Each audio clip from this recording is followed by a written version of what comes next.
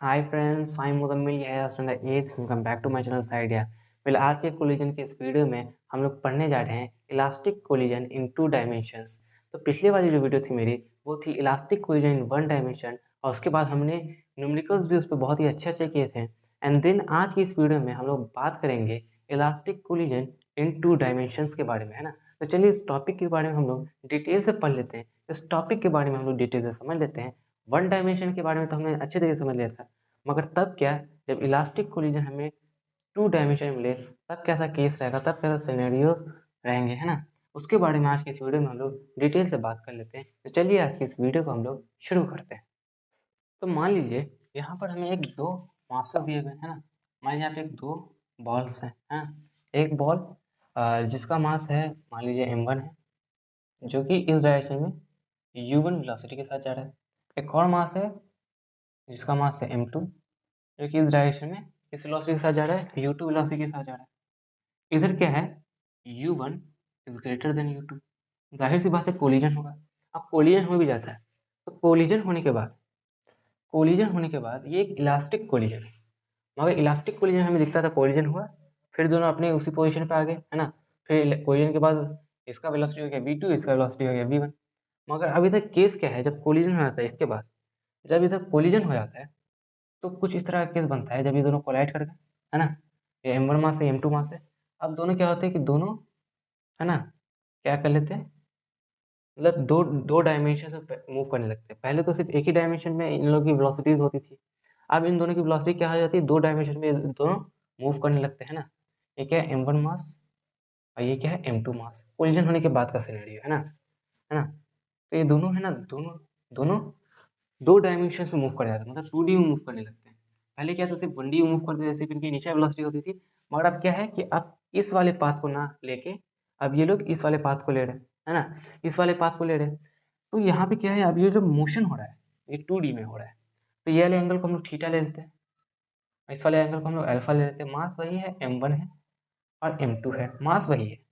अब मान लीजिए जब कोलिजन हो जाता है उसके बाद इन दोनों मासेस की वेलोसिटीज हम लोग ले लेते हैं। इसकी मान लेते हैं हम लोग v1 ले लेते हैं और इसकी हम लोग ले लेते हैं v2। वेलोसिटी में चेंज आया होगा, यहाँ पे हमें थीटा है, अल्फा है, v1 है और v2, इतना हमें समझ में आता है। चलिए बहुत ज़्यादा अच्छी बात है। तो अब आप लोग ये कह रहे होंगे, अब क्योंकि जब कोलिजन हुआ तो दोनों अलग अलग, मतलब कि दोनों एक इस डायरेक्शन में जाने लगा, मतलब कि ये हॉरिजॉन्टल डायरेक्शन में ना लेके ये 2D में मूव करने लगा, ये 2 डायमेंशन में मूव करने लगा, ये इस डायरेक्शन में मूव करने लगा और ये इस डायरेक्शन में मूव करने लगा, है ना। ये v1 वेलोसिटी जा रहा है, ये मतलब कि अब इस सिनेरियो में क्या है कि ये दोनों की y एक्सिस में वेलोसिटी हो जाती है। कोलिजन के बाद की बात कर रहा हूँ, कोलिजन के बाद इन दोनों की y एक्सिस में वेलोसिटीज है और x एक्सिस में वेलोसिटीज है। एंगल क्या है, एक थीटा है एक अल्फा है। तो अब आप लोग कहेंगे तो क्या ये हेड ऑन हेड कोलिजन है? नहीं, इस बार head head on head collision, इस बार हेड ऑन हेड कोलिजन नहीं हुआ है, इस बार हेड ऑन हेड कोलिजन नहीं हुआ है। मगर ये अभी एक इलास्टिक कोलिजन है। ये क्या है, एक इलास्टिक कोलिजन है। मगर फर्क बस इतना है कि हेड ऑन हेड कोलिजन नहीं है। तो जब टकराया होगा, है ना, जब दोनों टकराए होंगे तो हेड ऑन हेड कोलिजन क्या था, नाम ही से पता चल रहा है, आमने सामने, मतलब कि आमने सामने टकरा रहे हो। हेड कोलिजन का मैंने आप लोग क्या बताया था कि हेड ऑन हेड कोलिजन में लाइन ऑफ इम्पैक्ट, मतलब लाइन ऑफ कोलिजन बराबर होता है, लाइन ऑफ कोलिजन बराबर होता है लाइन ऑफ मोशन की। Line of motion, line of impact की है या लाइन ऑफ कोलिजन बात बराबर है, तो वो बराबर होता है लाइन ऑफ कोलिजन बराबर होता है लाइन ऑफ मोशन के। मगर इधर का जो लाइन ऑफ कोलिजन है वो लाइन ऑफ मोशन के बराबर नहीं है। वो लाइन, मतलब कि इस बार क्या हुआ, ये दोनों एकदम लाइन ऑफ कोलिजन और लाइन ऑफ मोशन बराबर के साथ नहीं टकराए। इस बार क्या हुआ कि ये जो ब्लॉक है, ये जो मास है, ये शायद थोड़ा नीचे टकरा गया होगा, थोड़ा ऊपर टकरा गया होगा, है ना। इस वजह से इसकी वेलोसिटी यहाँ चली गई और इस वाले मास की मतलब कि इस वाले मास की वेलोसिटी इधर चली गई, इस वाले मास की वेलोसिटी इधर चली गई। चाहे इस तरह से हो सकता है ना, क्या पता ये थोड़ा नीचे टकराया गया या थोड़ा ऊपर टकराया होगा, उसके वजह से उसने ये वाला रूप धारण कर लिया। क्यों ऐसा किया, क्योंकि line of collision line of motion के बराबर नहीं था। लाइन ऑफ मोशन से आप लोग क्या समझते हैं कि जिस इनिशियल वेलोसिटी के साथ ये दोनों ब्लॉक मूव कर रहे थे, मान लीजिए ये किसके साथ मूव कर रहा था, u1 के साथ मूव कर रहा था, मतलब तो हमें क्या समझने को मिला कि लाइन ऑफ जो कोलिजन था वो इनिशियल वेलोसिटीज के अलोंग नहीं था। अच्छा, इनिशियल वेलोसिटीज किसी और ही डायरेक्शन में थी और लाइन ऑफ कोलिजन किसी और ही डायरेक्शन में था, तो एक हेड ऑन हेड कोलिजन नहीं हुआ।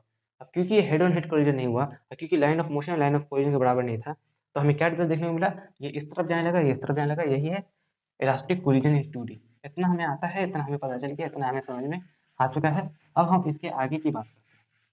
अब ये हुआ, ये हेड ऑन हेड कोलिजन नहीं है, तो चलिए उससे हमें कोई अफसोस नहीं है, मगर ये अभी इलास्टिक कोलिजन है ना। ये अभी क्या है, एक इलास्टिक कोलिजन है, और हमें पता है चाहे इलास्टिक हो, इलास्टिक हो, या पार्शियल इलास्टिक या इनइलास्टिक हो, पूरे सिस्टम का मोमेंटम कंजर्व रहता है, क्योंकि मुझे इधर पूरे सिस्टम पे कोई भी एक्सटर्नल फोर्स लगता नहीं दिख रहा है, ना तो एक्स में ना तो वाई में। तो सबसे पहले हम लोग एक्स डायरेक्शन में मोमेंटम कंजर्व कर लेते हैं, एक्स डायरेक्शन में मोमेंटम कंजर्व कर लेते हैं ना।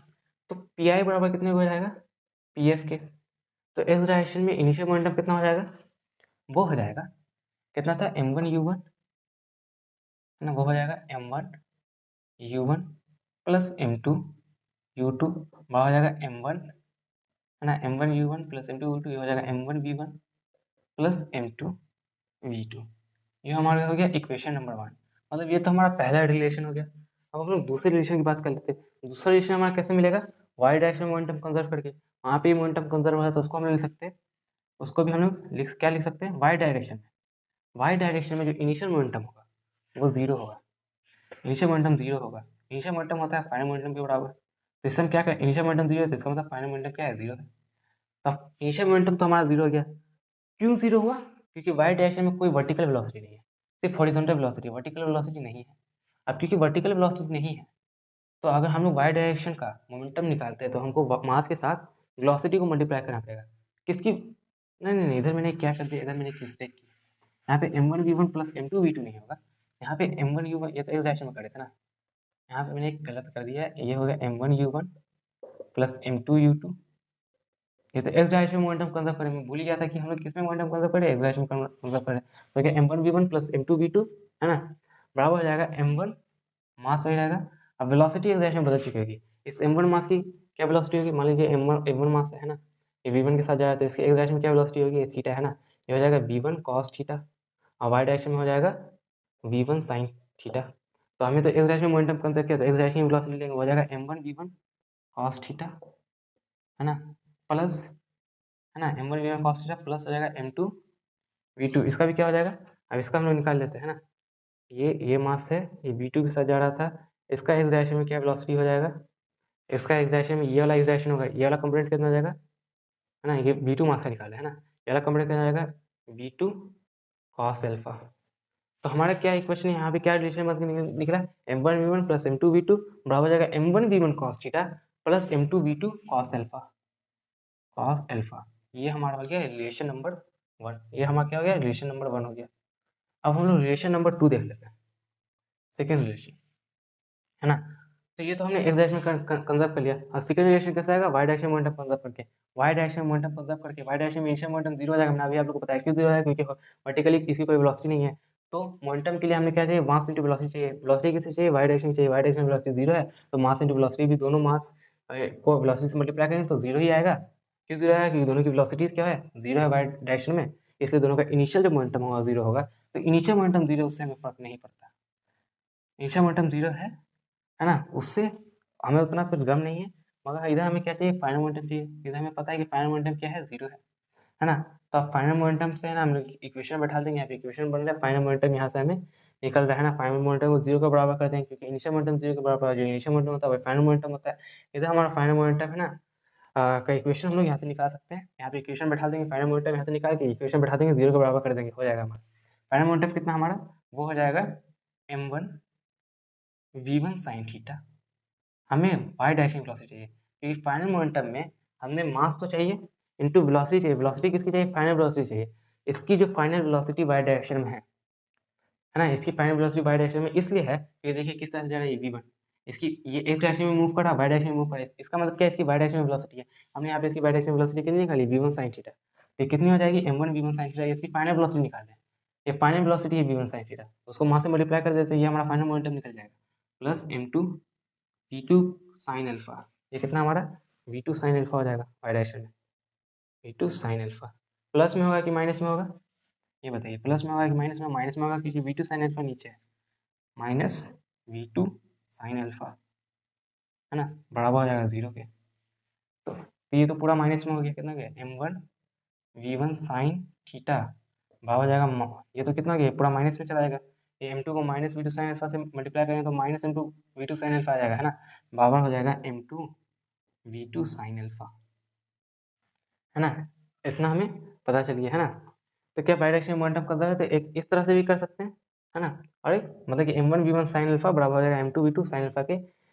एक तो ये हो गया हमारा दूसरा वाला रिलेशन। इसको अगर फर्दर कैलकुलेट करना चाहे तो m1v1 sin अल्फा को बराबर इसके कर दिया जाएगा, तो वो तो हो जाएगा, है ना। ये तो हमारा हो गया दूसरा रिलेशन, इतना हमें पता है। अब तीसरा क्या होगा, तीसरा इलास्टिक कोलिजन में क्या होता था कि इनिशियल काइनेटिक एनर्जी बराबर होता था, इनिशियल काइनेटिक एनर्जी बराबर होता था फाइनल काइनेटिक एनर्जी के। ये भले ही हेड ऑन हेड कोलिजन नहीं है, मगर ये इलास्टिक कोलिजन है, तो इसमें भी initial kinetic energy final kinetic energy के बराबर होगा। तो चलिए अब हम लोग देख लेते हैं initial kinetic energy final kinetic energy किस तरह से बराबर होता है। इनिशियल काइनेटिक एनर्जी क्या है, इस दोनों ब्लॉक का, इस दोनों मासेस का कुछ ना कुछ इनिशियल काइनेटिक एनर्जी होगा। ये हमारा हो गया पहला रिलेशन, ये हमारा हो गया दूसरा रिलेशन कि m1v1 sin theta plus m2 into minus v2 sin alpha बराबर हो जाएगा 0, है ना। बराबर क्या हो जाएगा, 0 हो जाएगा। तो इतना हमें समझ में आता है। चलिए इसको है ना मिटा देता हूँ मैं। हम इससे मतलब रख रहे हैं, मतलब कि ये हमारा दूसरा रिलेशन हो गया, ये क्या हो गया, हमारा दूसरा रिलेशन हो गया। अब तीसरा हमारा क्या है, तीसरा है हमारा, ये हमारा दूसरा इक्वेशन हो गया, पहला इक्वेशन हो गया। तीसरा है हमारा इनिशियल काइनेटिक एनर्जी बराबर फाइनल काइनेटिक एनर्जी के। इनिशियल काइनेटिक एनर्जी हमारा कितना है, हो जाएगा हाफ इंटू m1 u1 का square plus half into m2 u2 का स्क्वायर, है ना। इसको मिटाना पड़ेगा, बराबर हो जाएगा, है ना। हाफ m1 v1 का square plus half m2 v2 का स्क्वायर बराबर हो जाएगा हाफ m1 v1 का स्क्वायर, है ना, m1 v1 का square plus half m2 v2 का स्क्वायर, v2 का स्क्वायर, है ना। ये दोनों कहाँ मूव कर रहे हैं, है ना। तो हाफ m1 u1 का square plus half m2 v2 का स्क्वायर बराबर होगा हाफ m1 v1 का square plus half m2 v2 का स्क्वायर। इतना हमें समझ में आता है, इतना हमें समझ में आ भी गया। तो ये तो हमारा तीसरा रिलेशन, है ना। यहाँ पे हमें 3 इक्वेशन दिए, एक ये वाला इक्वेशन, एक ये वाला इक्वेशन और एक ये वाला इक्वेशन। यहाँ पे हमें कितने इक्वेशन दिए हुए, टोटल हमें 3 इक्वेशन दिए हुए, कितना m1 v1 है ना। यहाँ पे हमें m1 u1 है, है ना। m1 u1 plus m2 u2 बराबर हो जाएगा m1 v1 cos theta plus m2 v2 cos theta. ये हमारा इक्वेशन नंबर 1 है, ये इक्वेशन नंबर 3 है, ये हमारा इक्वेशन नंबर क्या है, ये इक्वेशन नंबर 2 है, ये इक्वेशन नंबर 3 है, हाँ। तो इस तरह हमें समझ में आ चुका है। तो हमें 3 रिलेशन दे दिए, हमने आपको इतना बता दिया। अब इधर हमें वेरिएबल्स कितने, वेरिएबल्स हमें कितने दिए हुए हैं, कोलिजन के बाद की मैं वेरिएबल्स की बात कर रहा हूँ। वेरिएबल्स हमें कितने दिए हुए हैं, ये आप मुझे बताइए। वेरिएबल हमारे इधर 4 है, एक तो ये v1, ये थीटा, ये अल्फा, ये v2। मतलब v1 थीटा अल्फा और v2, ये दोनों वेरिएबल्स है, ये दोनों हमारे लिए क्या है, अननोन है। और हमारे पास रिलेशन कितना है, 3 है, इक्वेशन 3 है ना, वेरिएबल्स 4 हैं। तो काम कैसे चलेगा, तो जब भी आप लोग क्वेश्चन दिया जाएगा तो इन चारों में से आप लोगों को कोई एक वेरिएबल दिया रहेगा। जब इन चारों में से एक वेरिएबल दिया रहेगा तो बचेगा 3 वेरिएबल, और हमारे पास है 3 इक्वेशन। जब इक्वेशन भी 3 है, वेरिएबल भी 3 है, तो 3 इक्वेशन से 3 वेरिएबल को आराम से निपटा सकते हैं। एक एक वेरिएबल तो हमें गिवन है, एक वेरिएबल क्या है हमें, एक वेरिएबल हमें गिवन है। अब क्योंकि हमारा एक वेरिएबल गिवन है, तो उससे हम बाकी के 3 इक्वेशन बता, और 3 इक्वेशन से उन 3 वेरिएबल्स को हम लोग ईजिली निपटा सकते हैं। जब भी आप लोग क्वेश्चन दिया रहेगा, उन 3 वेरिएबल्स से हम लोग उन 3 इक्वेशंस से उन 3 वेरिएबल्स को निपटा सकते हैं। हमारा एक वेरिएबल हमें दिया रहेगा, क्वेश्चन भी गिवन रहेगा, तो आप लोग इतना सब कुछ अच्छे जैसे इलास्टिक कोएफिशिएंट 2 डायमेंशन समझ में आ गया। अब चलिए इस पे एक सवाल बचा है, इस पे एक सवाल कर देते हैं, उसके बाद इस वाली वीडियो को हम लोग फाइनली एंड कर देंगे। तो अब जो हमारा क्वेश्चन है, जो कि काफ़ी ज़्यादा इंटरेस्टिंग क्वेश्चन है, तो चलिए इस वाले क्वेश्चन को अब हम लोग अटेंड करते हैं। तो ये वाला क्वेश्चन जो कि कुछ इस तरह का है, यहाँ पे हमें 2 मासेस दिए हुए हैं, यहाँ पे 2 मासेस दिए हुए, दोनों का इक्वल मास है, लेट से दोनों का मास सेम है। एक मास हॉरिजॉन्टली मूव कर रहा है u1 वेलोसिटी से, है ना, इस डायरेक्शन में हॉरिजॉन्टली u1 वेलोसिटी से जा रहा था। और ये वाला जो मास है वो इनिशियल टेस्ट पे, मतलब इसकी इनिशियल वेलोसिटी 0 है, इसकी इनिशियल वेलोसिटी 0 है। अब ये u1 वेलोसिटी से जा रहा है। अब क्योंकि इस वाले मास की वेलोसिटी जो कि u1 है, वो इस वाले मास की वेलोसिटी से ज़्यादा है, तो जाहिर सी बात है कोलिजन होगा, है ना। वैसे भी इसकी वेलोसिटी तो 0 ही है, इसकी वेलोसिटी क्या है, 0 ही है ना। u1 इज ग्रेटर देन 0, है ना। तो इस वाले मास की वेलोसिटी इससे ज़्यादा है, तो जाहिर सी बात है कोलिजन होगा। ये वाला मास इसका और करीब आता जाएगा, और एक पॉइंट ऑफ टाइम पे कोलिजन हो जाएगा। तो आफ्टर कोलिजन, है ना, तो आफ्टर कोलिजन क्या होगा, ये वाला जो मास है, ये वाला मास इस डायरेक्शन में जाने लगता है v1 वेलोसिटी से, इसका मास m है ना। और ये वाला मास नीचे जाने लगता है v2 वेलोसिटी से, इसका भी मास m है। दोनों x डायरेक्शन में मूव कर रहे हैं और y डायरेक्शन में मूव कर रहे हैं। देखिए ये x डायरेक्शन में भी जा रहा है और y डायरेक्शन में भी जा रहा है ना। ये 2D इलास्टिक कोलिजन इन 2D का ये केस है। तो ये जब न्यूमेरिकल हमें दिया गया है, ये जो क्वेश्चन है वो इलास्टिक कोलिजन इन 2D वाला है ना। तो ये वाली एंगल की वैल्यू हमें दे रखी है जो कि 45 डिग्री है, ये वाला है थीटा। तो हमसे क्वेश्चन में क्या है, find V1 V2 and theta, है ना। V1 V2 और थीटा की वैल्यू क्या होगी। तो मैंने अभी आप लोग को थोड़ी देर पहले बताया था कि जब भी हमें 4 वेरिएबल्स दिए रहे V1 V2 थीटा और अल्फा, तो हमारे पास इक्वेशन कितने होते थे, 3 इक्वेशन होते थे, वेरिएबल था 4।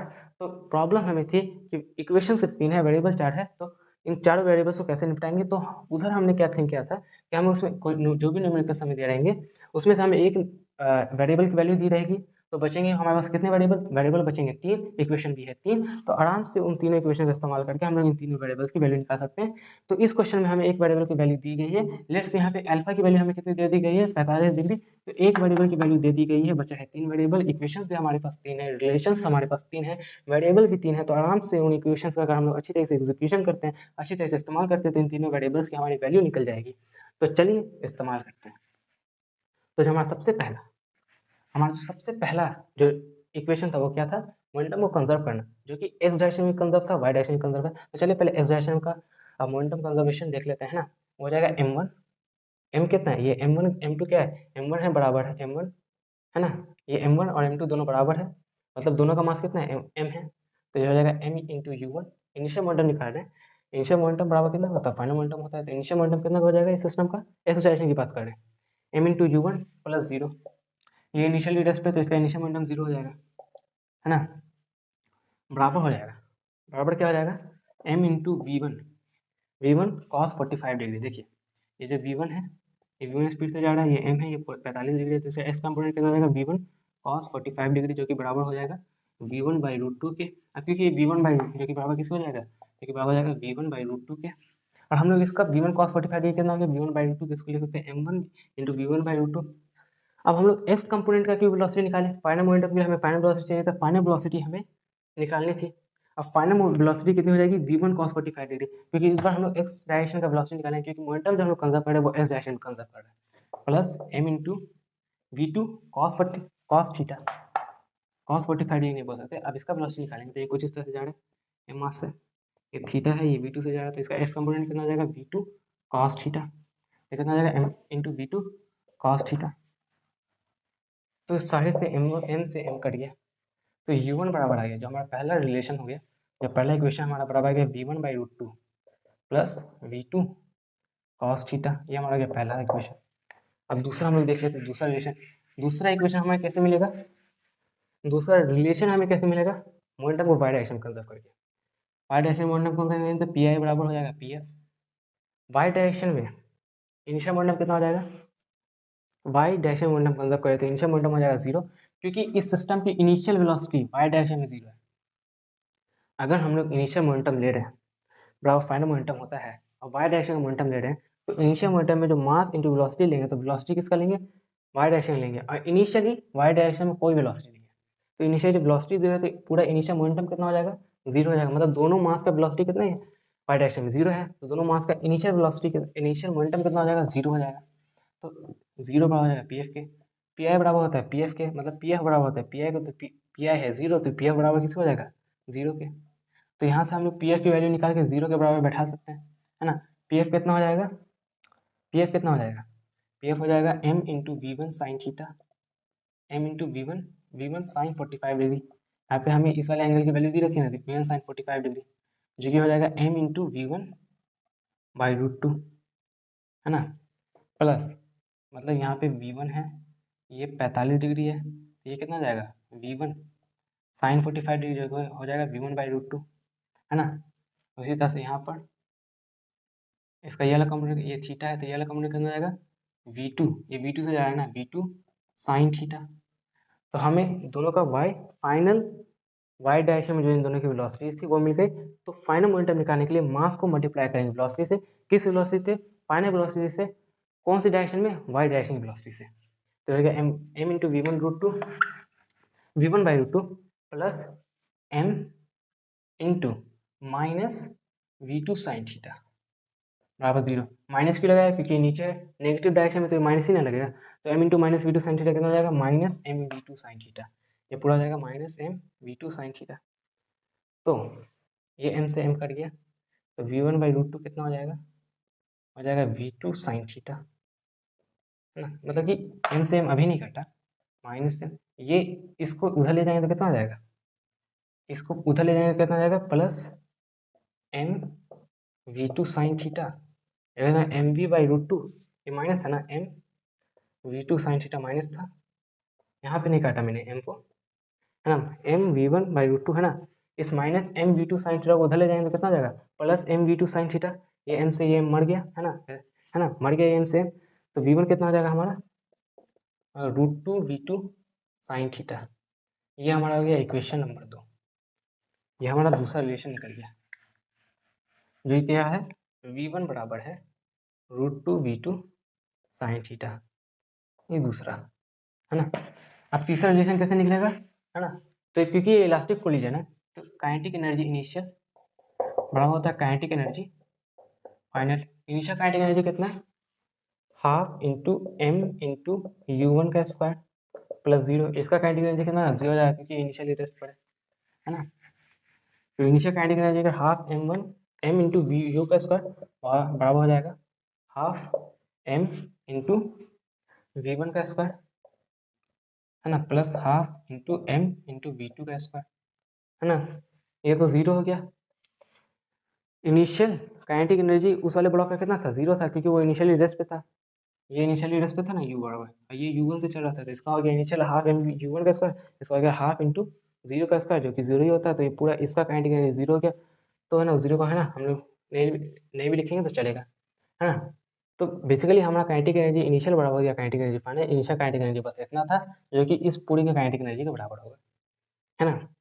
तो ये m से ये m कट गया, ये हाफ से ये हाफ कट गया, तो u1 का स्क्वायर बराबर हो गया v, ये u1 का स्क्वायर, है ना, बराबर हो गया v1 का स्क्वायर प्लस v2 का स्क्वायर। अब ये हमारा कितना हो गया, इक्वेशन नंबर 3, चलिए हमसे सब कुछ अब निकल रहा है, इक्वेशन नंबर 3।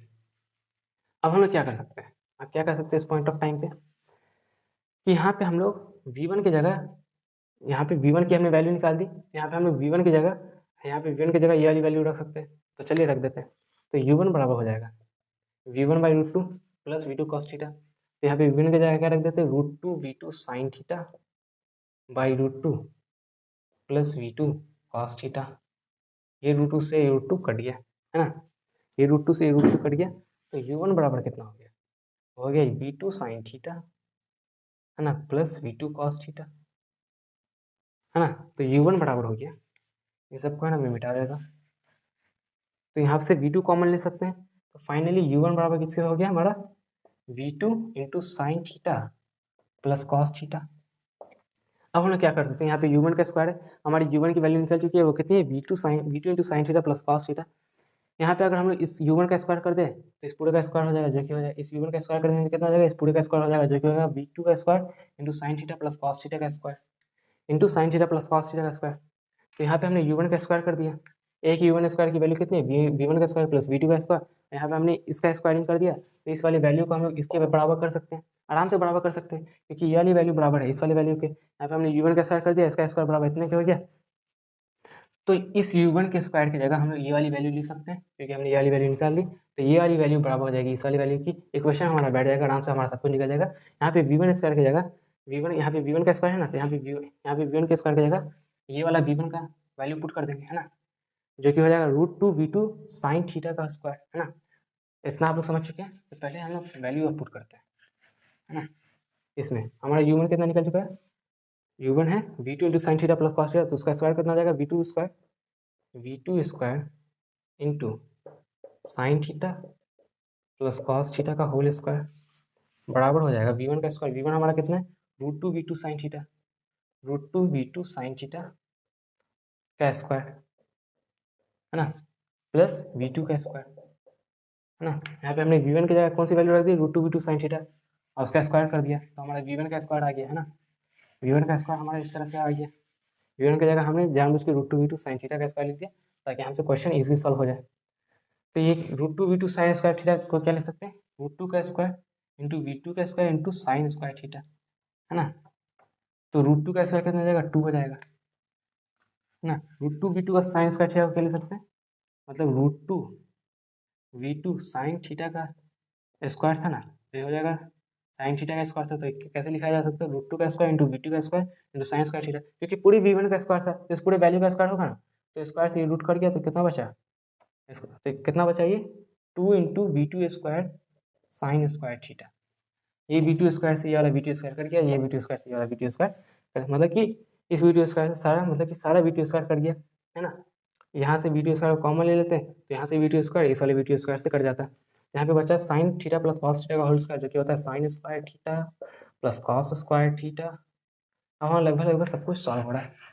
ये हो जाएगा +2 sine theta into cos theta बराबर हो जाएगा साइन स्क्वायर थीटा, मतलब 2 साइन स्क्वायर थीटा।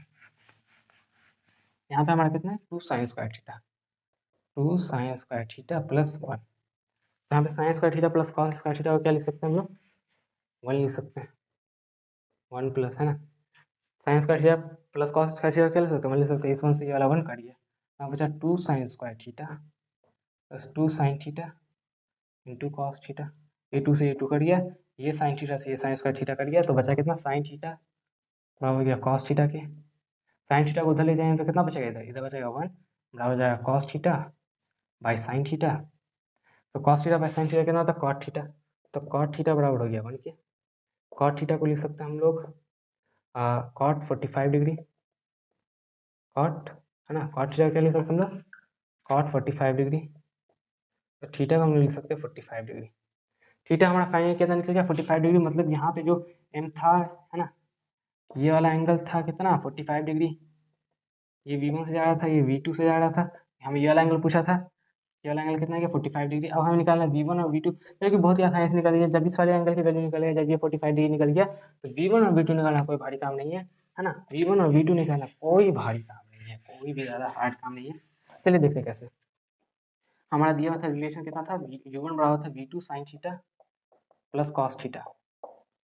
तो यहाँ से हम लोग V2 की वैल्यू निकाल सकते हैं। V2 बराबर कितना हो जाएगा, है ना, यहाँ से V2 वैल्यू, है ना, sign theta plus cos theta कितना हो जाएगा, हमारी थीटा की वैल्यू निकलेगी, है ना।